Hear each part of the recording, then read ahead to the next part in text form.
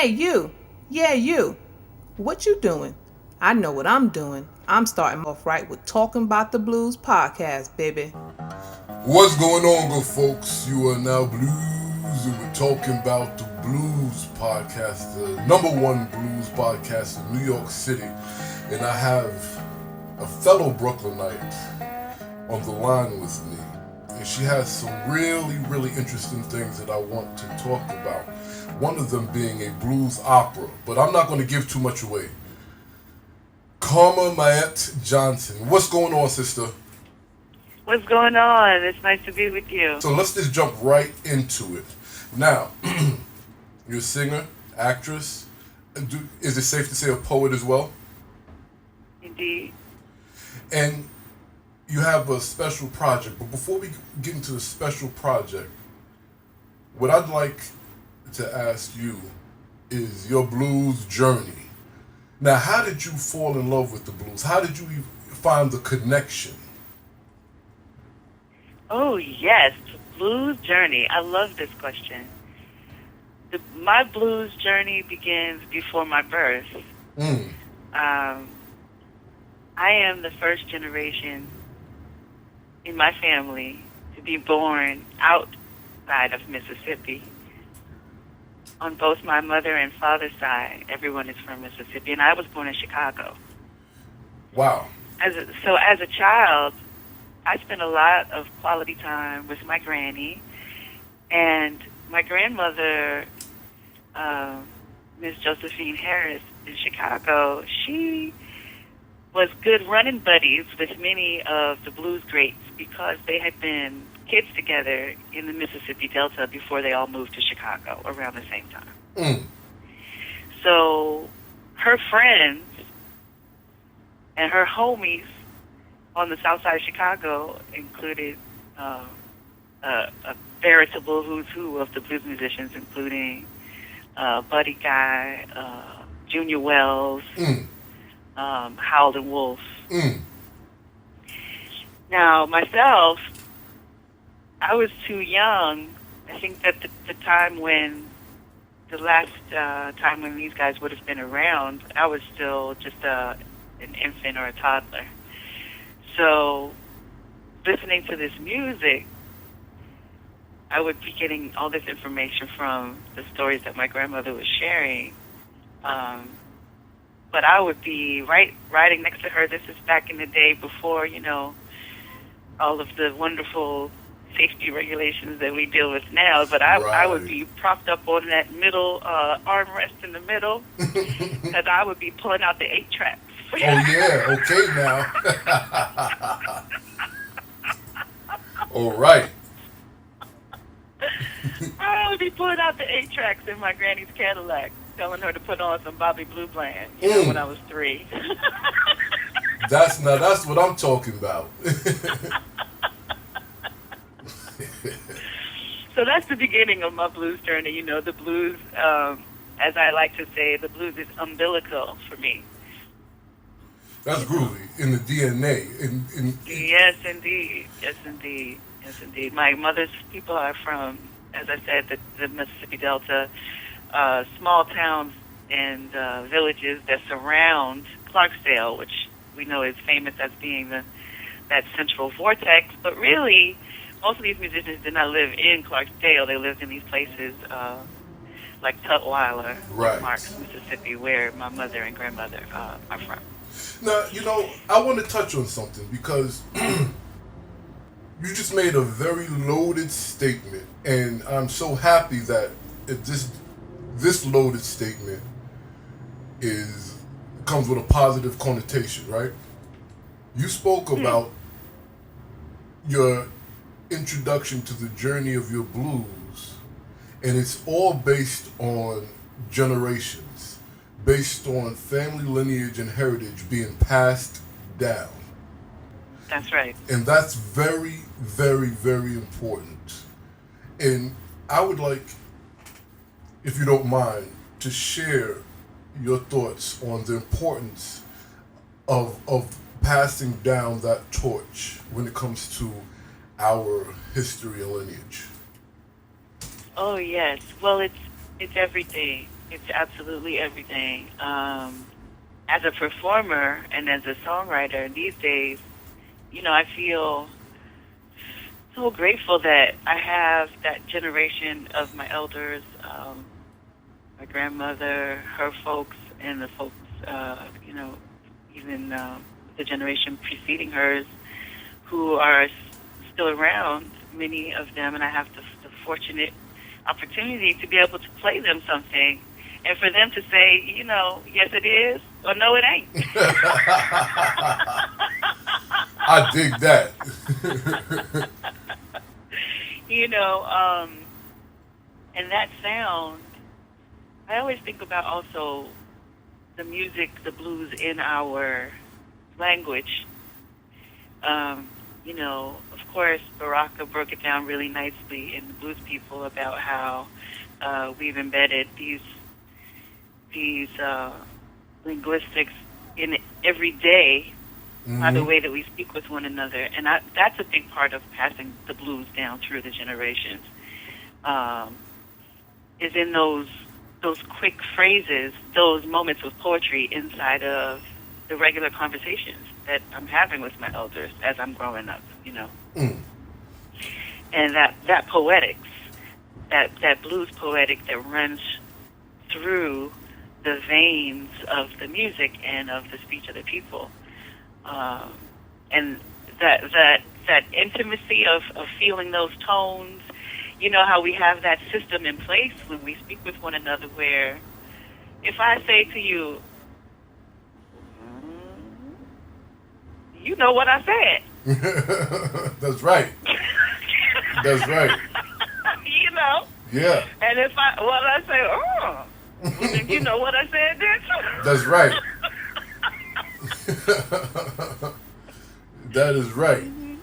That is right. So now, let's talk about your musical journey along with the blues, right?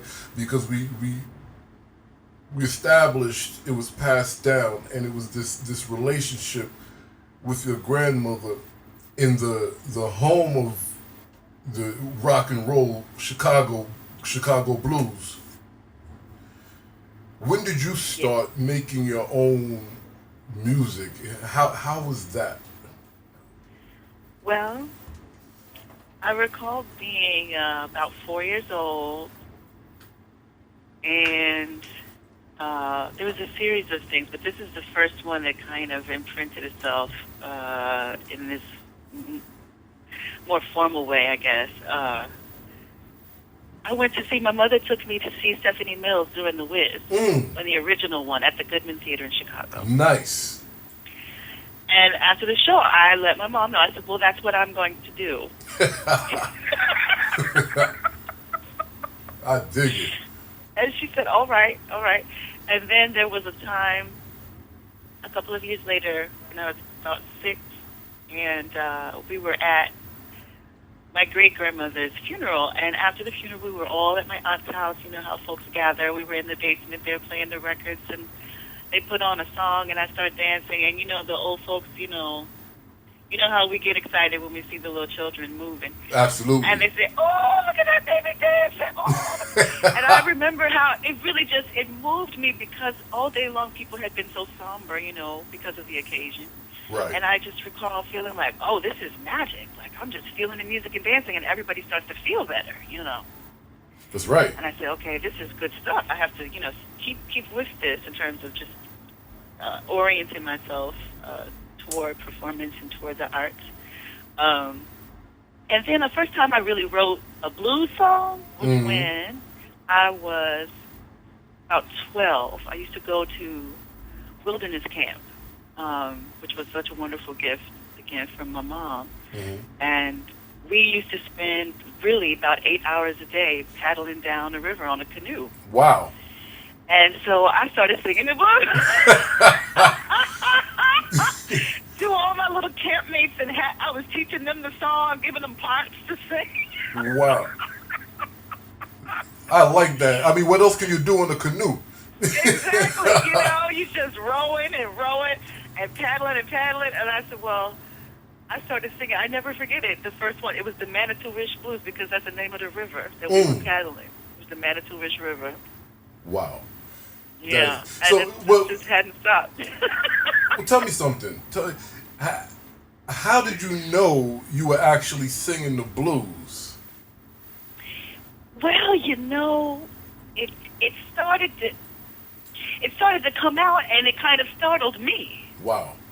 Later on, I would say, because at that time when when I was a young girl, out there on the river doing that, I was having fun, making up a blues song. I was like, singing about paddling on the river. But that sound, that older, rooted, deep sound, arrived, I think, in my voice later. I would say in my late 20s. There were a couple times when I would open my mouth to sing something, and then I would hear a sound, and then I would be like, well, who was that? Because I just... I know that's I right. I was getting ready to sing a little song.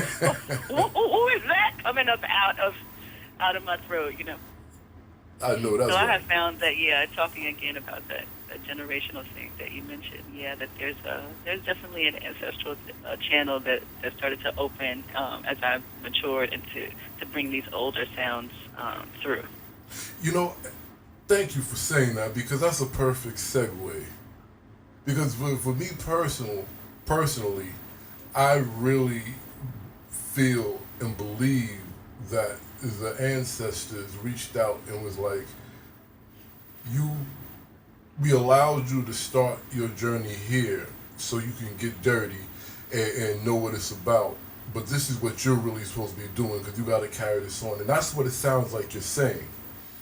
Yeah, absolutely. They do. They give us what we need when we're ready for it, And it's it's a gift, and it's something to be cradled in a certain kind of a way. And then there's the challenge of holding that sound vibration. Right. One of my dearest, most beloved teachers, Dr. Bernice Johnson Regan, she always speaks about us as a people making a home in our sound since we did not have access to our real physical home. And that we put so much power, so much love, so much information, and so much intellectual and spiritual work into creating our sounds that it really became our home. And I really appreciate this teaching of hers, and it resonates with me just on a lot of levels, yeah. No, I dig it.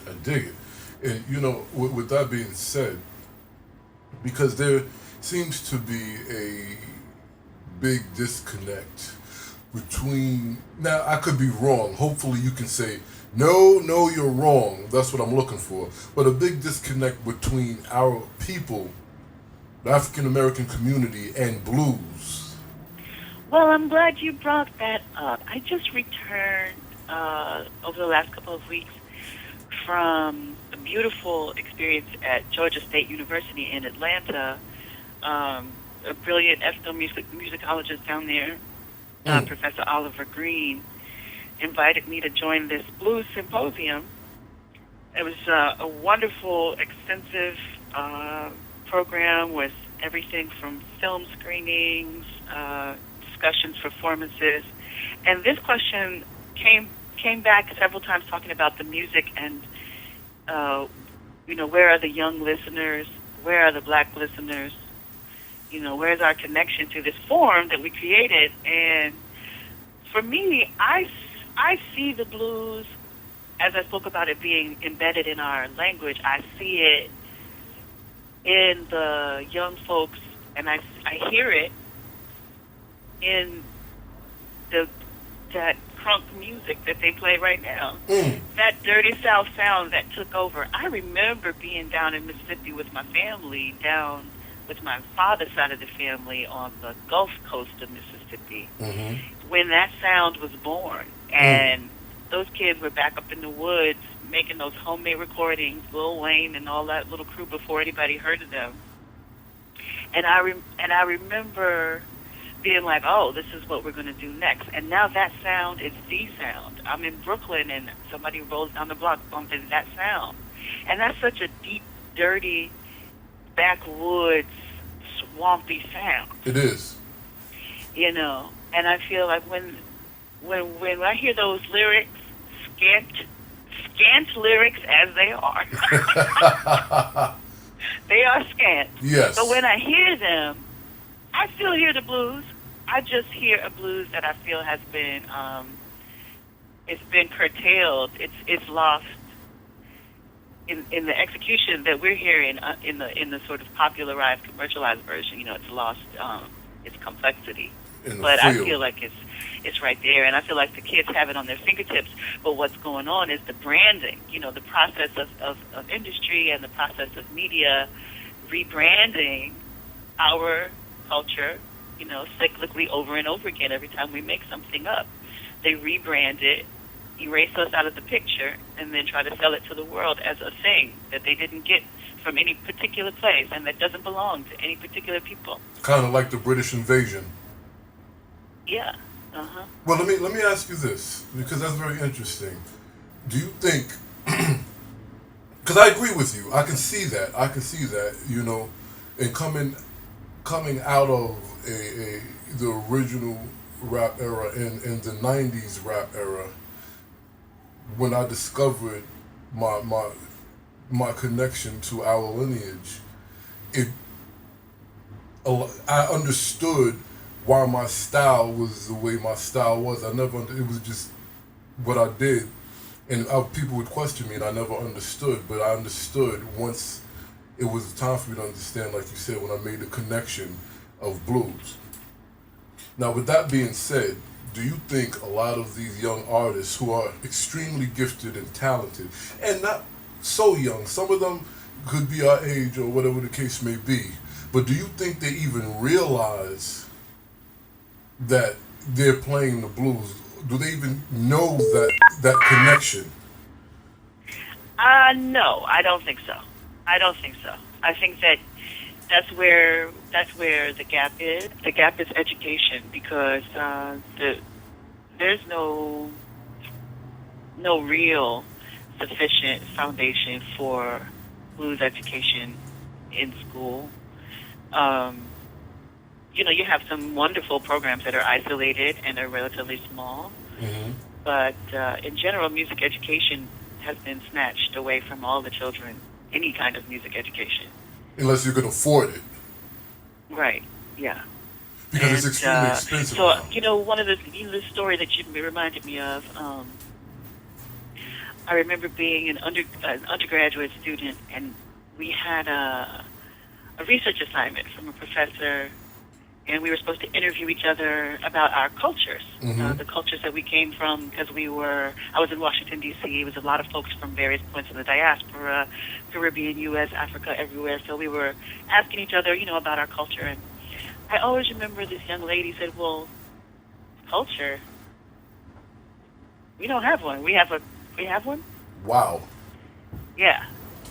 And I remember how that devastated me and blew my mind, but then it also opened me up, because it's not that this sister wasn't conscious of all of the aesthetic choices and the musical creations and everything, the cuisine, the language that she was immersed in and that she was very intentional about. It's just that in the way that we discuss it in an academic context, or even in the larger context of media, we separate this title, this branding, and this idea of, you know, culture with a capital C. We separate it from ourselves, and I feel like that example of, you know, what might seem to be some kind of extreme ignorance is really the result of that deliberate, you know, confusion. Because she's, you know, this woman who I was talking to, a young lady I was talking to, she was a walking culture, you know, encyclopedia. Wow. She was somebody who could have, you know, she was explaining to me the tradition of her family from Trinidad and what they would do for holidays and things like this, at the same time that she was saying, what do you mean culture. We don't have one. You see Wow. what I mean? Yeah, I do Yeah, see what you mean exactly. I see what you mean exactly. That's the brainwash. That's the oh, wool over the eyes. That's the that's also the fact that we're living it in the moment and not looking at it as a commercial entity. If that makes any sense. exactly, exactly, Wow. exactly. And we know that that's the genius of capitalism is that you commodify that thing, you put it in a box, wrap it up, and label it. But see, once you've done that to it, then we don't recognize it because we recognize it in its living form because we live it and it lives in us.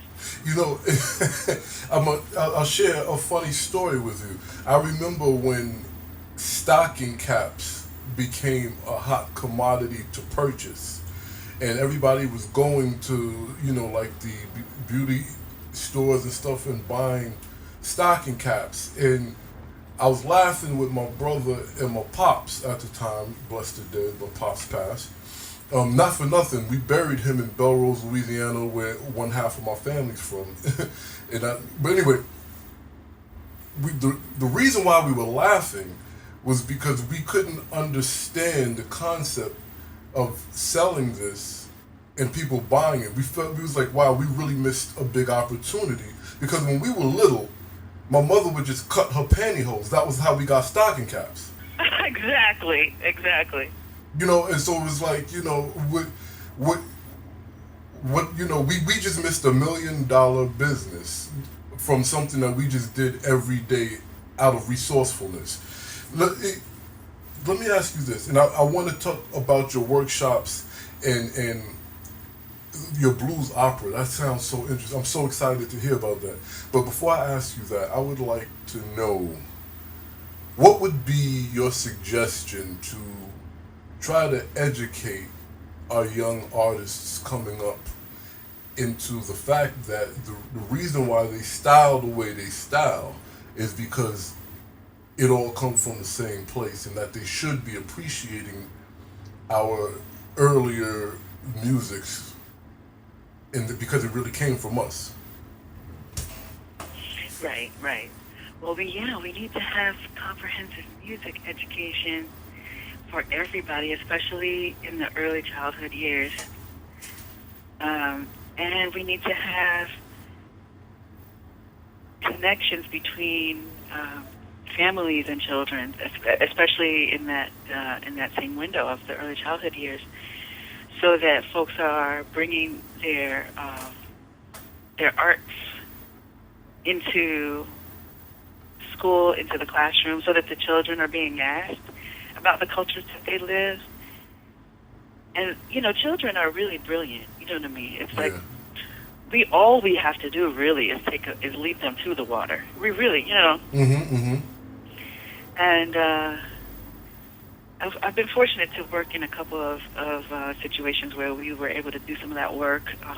Children's Studio School in Washington, D.C. We did some great cultural education there, and I know that there are people doing this work. But that's what I think is missing, is that the vast majority of kids who are in the public school are not getting this right now, and that's where we need to put it. So between putting it in the public schools and the families actually sitting down, because it's kind of hard to do that work in 60 hours a week, but making time to sit down and just have this discussion over the music or over the literature or over the poems, whatever the case may be. Exactly, exactly. And it's, again, as I was saying, it's in everything. So, it's not necessarily about always having a formal time set aside, but even in recognizing the way that these blues forms move through all of our contemporary art forms, I think that as we're just having conversation with our, pointing out, telling them something hilarious that happened during the day. We have a blues storytelling tradition that takes place. You know, you walk into the bodega, you know, and folk go back and forth, and you say, "Man, I ain't trying to look at you today, man. What's wrong with you?" Which is your warm, happy, friendly greeting. Right. You know. Yes. Yeah, I do. I dig it. So just but our love. This is one of the reasons why I adore my black people so much, is because our love for who we are and for how we do these things is so deep that, you know, I remind myself of that when I get worried about things slipping into the future and the children. Right. And I said, well, we are having so much fun being who we are that I don't think we're gonna let it go. I dig that. So now let's talk about these workshops in this. I really want to hear about this because this is very unique. Blues opera. Lay it on us. Yes, Indigo is a love story of lesbians on the Underground Railroad. It's called Indigo? Indigo. Okay. I just want to make sure. Go ahead. Yes, Indigo, the blues opera. It's a love story of lesbians on the Underground Railroad. Wow. Now, ain't that something? It sure is. Listen, not much surprises me. I was not expecting that. Well, so it's intergenerational. This story deals with reincarnation. Is a pair of lovers who are star-crossed in one lifetime, which is in 1912, in the Mississippi Delta. And the first protagonist, her name is Eliza. We open up the story when Eliza is fleeing. She's running to get out of town, to jump on a train. Because she has just shot this white man who thought that he would be her rapist. But she decided that instead she would shoot him with her shotgun, and then she would leave him. And she runs to her friend, says, "Please put this shotgun in the river because I got to go." And she makes it out of town. She's successful. And then a couple of days later, however, she is caught, she is captured, and she's lynched. Now, when her lover finds this out and they go through the process of grieving for her, as she's grieving, her family takes her and says, "You know, you need to come be in prayer with us." And so she comes in there, and she goes into a trance, or whatever we would call it, Holy Ghost, however you want to call it. She goes into that space. And she, quote unquote, wakes up in another lifetime. And so she wakes up now, having left her life in 1912, she wakes up in 1862. Yes. And so in that former life, she starts to relive some experiences during that time. And so what we see is the love story happens in the previous lifetime as well. So these are lovers who have been together in another lifetime and who have come together again a generation or two later. Wow. So the story that you actually witness in the opera is a story that takes you backwards, because you start at the beginning with her getting lynched and then you go back. And I use a variety of blues forms. Sometimes I'm using Chicago blues, but more of the score relies on older country blues and gospel blues, some backwoods, swampy, old-time religion. Right. Yeah. You're getting it in this pure form with all this Africanism, or as Amiri Baraka called it, primitive blues. Yes. Well, let me ask you a question. I find it interesting that you went backwards then forward, because usually in a situation like this, when they wake up in another generation or another dimension, however you word it, it's usually in the future. What made you decide to go further back when things was even worse than it was in 1912? Well, it's interesting because I'm not sure that it was worse, which sounds crazy to say. Hmm. But during the time when these women were enslaved, they planned and executed their escape mission, and they were successful, although it took them 7 years to do. Hmm. After that point, once they resettled themselves in Delaware, they lived a full life, a long life, into their elder years together. Hmm. And they raised a house full of children. There were 13 of them. Because on the Underground Railroad, all of their allies and friends came to know them and know their house as a place where you could take a child who didn't have a place. A lot of families that set off along the Underground Railroad didn't arrive at their destination whole as the same group that left. Right. So you have these children whose parents were captured or injured along the way, and they would take them to Eliza's house. Hmm. So this experience that they had of possibility during the time of legalized enslavement contrasted then with what happens in 1912 when she's murdered. Right. And it's interesting because in the context of enslavement, our lives were considered more valuable as currency. And after emancipation, after Reconstruction, our lives could not be hard currency anymore. And so our murder became currency. Right. Our lives had no value, but there was value in our death. Deep. Deep. Deep. That's the poet coming out of you, correct? Yeah, yeah. So but in terms of for myself telling the story, why to go back is simply because the spirits of the story informed me that that was what the story was. Yeah. Mm. So now, what actually? This is a two-part question. What inspired the story as a whole, and what helped make that decision to make it a blues opera?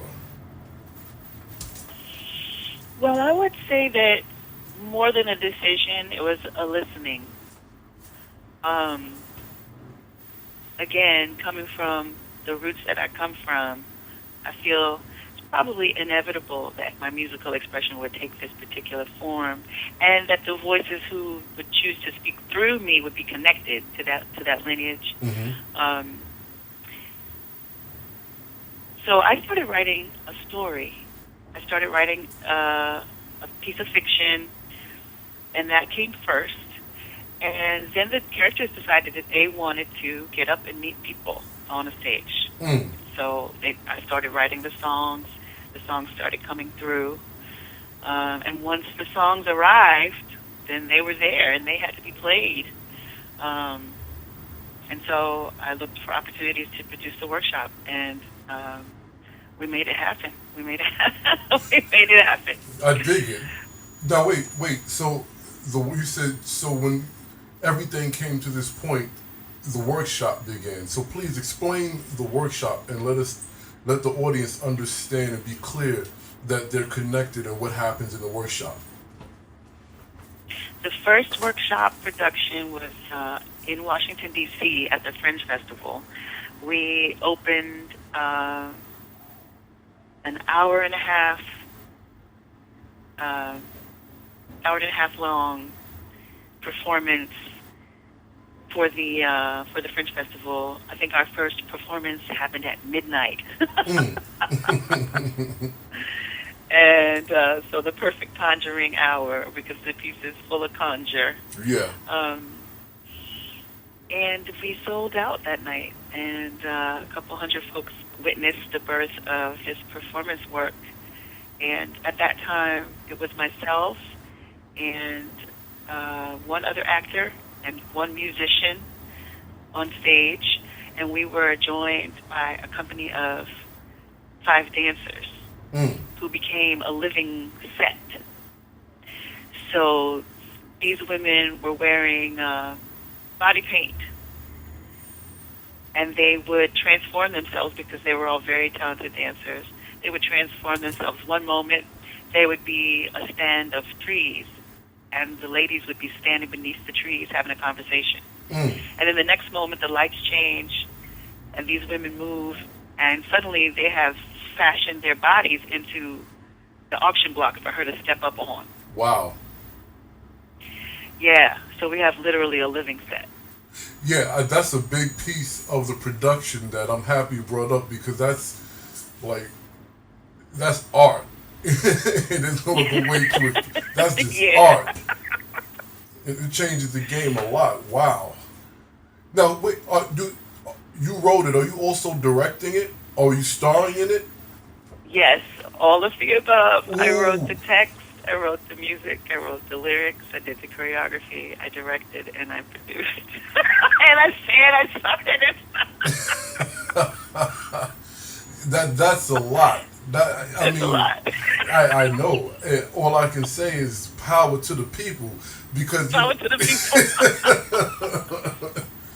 people. wow, wow. Yeah. So Yeah, so how it is, you got to get it done. You got to get it done. So at this stage, I'm looking forward to broadening the team. I'm looking forward to having some collaborators. I would love to be at that point where I am no longer both the director and the choreographer. and the producer and the actress, and so wow. Well, you know what? Let's step to the side for a moment. I know the answer. Well, I don't say I know the answer. I know the area of the answer, but I would like you to explain to the audience what the process was like to have a calling to do something like this, and then have to wear so many hats to get it to make it manifest. Wow. Yeah. Well, it's that fire and that passion that keeps the focus through the various parts of that journey. Mm. Looking for opportunities to present work. What we find, especially in the context of theater, is that if you have a play that you've written, or a multi-genre, multidisciplinary piece like this one, folks want to see it so that they can decide if they would like to help you produce it or present it. Right. Which means you have to make it in order to show someone that you would like to make it. Mm. Right? Yeah. That. I mean. Yeah. So in order for you to invite and convince, producers and venues to be interested in making opportunities for the work to be developed and to be seen, you have to develop the work and produce the work so that you can produce the work. Wow. Because if you present to someone an idea for a show, they'll be like, "Oh, it's a great idea for a show. Let me know when the show is happening, and I will come see it, and then tell you if we're interested in it." Exactly. That's how it works, right? Yes, it is.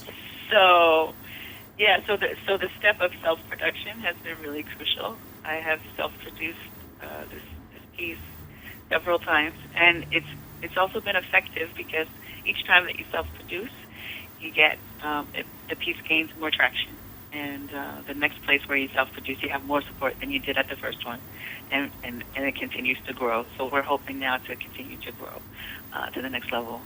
Mm. That's groovy. That's groovy. So now, I'd imagine, but I'm going to ask anyway.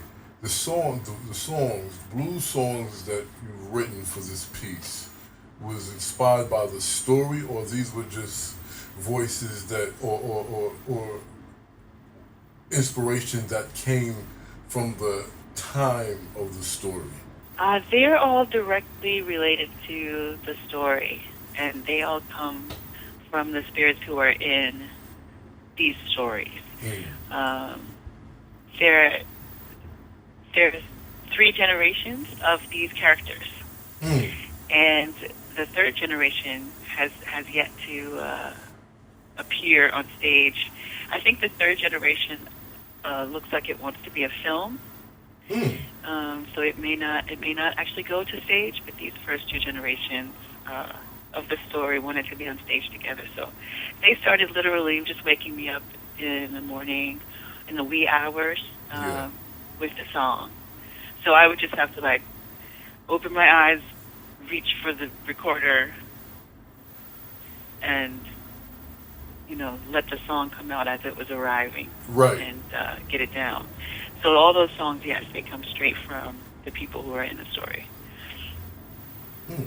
Now, you mentioned, and is the irony of it, I was going to ask you this, but you seem to already have understood this, that the next generation is going to be a film. Where are you with that thought? Do you, That story I've started in the same way that I started the other ones. I've started writing it as a short story to get down the arc of what's going on and who's who. And I think that short story is going to move. When it moves, it's probably going to move to screenplay the way that the other characters, they started as a short story too. And then they moved into something that really became novel, and then they moved to the stage. But this one, it seems like they're going to move straight to screen. Yeah, but they all start the same way, with me just writing down the story as prose. now you also perform the blues around the city, correct? I do. I just had a 2-month residency at a local arts center in my neighborhood called Jack. No pun intended. How was that? So, were you writing songs? Were you performing? What was the process? Yes, yes. I was introducing new material from the Root Woman album project, which I'm in the studio working on right now. Really? Well, talk to us about the Root Woman Yes, project. yes, the Root Woman. Going back to the root, as our conversation has been. Yes, yes. The Root Woman, because that's who I am. I come from a concentration in my bloodline of spiritual workers, Mm. and so looking at how we speak of the root woman, the root worker, in the culture, in the hoodoo culture, Right. and then also looking at root woman in terms of my work as a scholar of the blues and connecting the blues as the root of all of our cultural forms as we move into the future with them and bringing them with us. Mm. So this record is about that journey, and we are looking to complete it this spring and release it this spring. Wow. Root Woman, yes. I dig it. I like the sound of it. I'm just trying to learn how you're pulling off the album, the workshops, the play, because I would like to be able to do so many things at once, because I know that's hard. Yes, yes. In terms of the hustle of New York City, etc. Yeah, Yeah. yeah. I'm also offering workshops. I call my workshop series Root Song. Mm. So again, with the root, all things That's right. with the root. So Root Song is a series of intensive workshops I offer as a vocal coach, and that work is really closely related to somatics and to a form of what we're calling vocal yoga, Mm. so that you really are able to heal some aspects of the self and of the ethereal bodies, as well as taking good care of the instrument. Right. working singers, we can show up and blow out a show and sound great. But after a while, you can run on so long before those things catch up with you if you're not giving your voice to TLC. So we get together and take care of each other in that way. Nice. Nice. That's so. Where do you hold these workshops? Oh, Root Song workshops are happening this month at Move with Grace Studios on Myrtle Avenue in Brooklyn. And there's info on ongoing opportunities for Root Song at rootsong.net. And folks can certainly get at me about that because I do individual sessions with folks as well. so now that you brought it up, where else can the good people find you and all of your works? This is karma.net is the website for shows that are coming up, for album information as that release gets planned for May, and all the Root Woman updates. This is karma.net. The Twitter handle is at Karma Mayet. So it's karma like the kind that comes back, and then May like a month, and then ET like go home. So I'm at Karma Mayet on Twitter, and so I hope folks will reach out and find me. Absolutely. Hey, and wait, one last question before we begin to wrap up, because we spoke about your performing, your singing, and the play and the workshops, but we didn't touch on your poetry because poems and literature are also a form of the black voice, which is the blues. So please talk to us about your poems. Do you have any books out where you perform? Poetry is my first love. I wrote my first book of poems when I was 7. Wow. And then as an adult, I was fortunate to become a fellow of the Kavikanam workshops for Black poets. And there I met and was educated and trained by the late and most beloved Lucille Clifton. Also by some wonderful folks who are still holding it down here on planet Earth, including Professor Sonia Sanchez, including some of my very favorite poets, Tim Siebels, Cornelius Eady, Tori Derricott.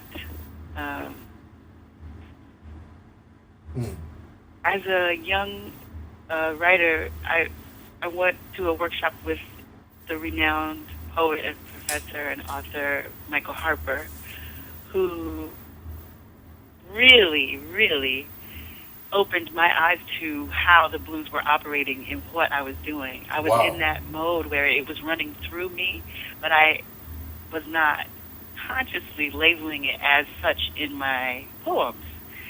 Similar to what we were mentioning before about how we experience that disconnect of what is labeled as the blues, and being able to see it in all its manifestations in what we do. Right. So thanks to Michael Harper, because he looked at my pages and he was like, "Oh, you're pretty quick on your feet here, kid." Okay. Okay, what's going on with this line? But yes, so I've had poems published in various journals. One of my favorite ones is Nocturnes, because the sister who edits it comes out a couple times a year with the most brilliant collection of poems that I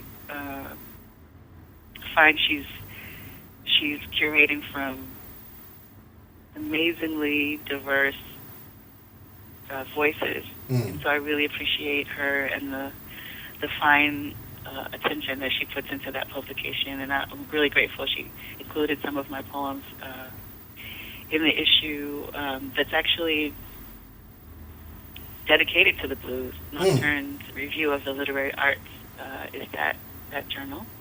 And there are other poems in various anthologies, through the years.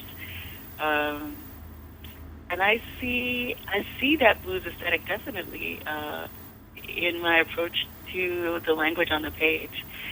And those poems, some of them, are pieces that then become songs. So the Root Woman album is filled with, poems that I was like, this poem doesn't quite work. There's something missing from it. I said, this is what's wrong with this poem. It's not meant to lay down on this piece of paper. It's supposed to be a song. It sounds much better as a song. I dig it. I dig that. Yeah. That's groovy. That's really groovy. I mean, it was such an honor to sit here and talk about the blues with you. I'm in a loss of words because you are like me and so many of us that people need to know about more of the essence and the offspring of the real culture. And I dig that. I dig that a lot. Yes. And we have to get you back on here soon. Matter of fact, when your album is ready, we should get you back up here and talk about it. Oh yes, absolutely. I'll come back and bring some fresh music. Groovy. I appreciate it, and also keep us posted about Indigo the Blues Opera, please. Absolutely. And I will do.